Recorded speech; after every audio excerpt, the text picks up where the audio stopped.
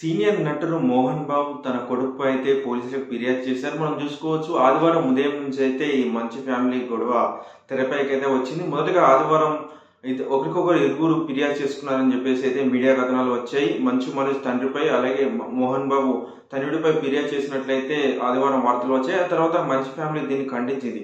అయితే ఆదివారం కొన్ని నాటకీయ పరిణామాలు అయితే జరిగాయి. ఆదివారం సాయంత్రం మంచు మనోజ్ అయితే బంజారాహిల్స్లోని ఒక ఆసుపత్రిలో చేరారు.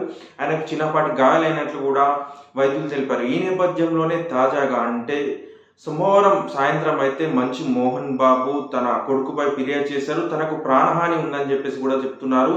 ఆస్తుల విషయంలో కావచ్చు, అలాగే పలు విషయాల్లో గొడవ జరుగుతుందని కూడా చెప్తున్నారు. ముఖ్యంగా తన కొడుకు మనోజ్ 4 నెలల క్రితం జైపల్లి నా నివాసం నుంచి వెళ్ళిపోయారని చెప్పేసి కూడా మోహన్ బాబు ఫిర్యాదులో పేర్కొన్నాడు. తాను ఒక సీనియర్ సిటిజన్ గా ఉన్నానని తనకు రక్షణ కల్పించాలని చెప్పేసి అయితే చెప్పారు.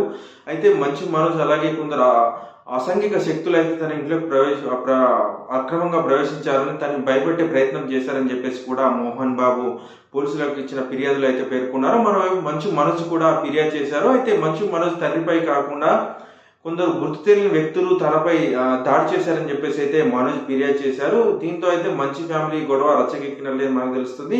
అయితే ఈ గొడవ ఇంకెక్కడి వరకు వెళ్తుందో చూడాలి.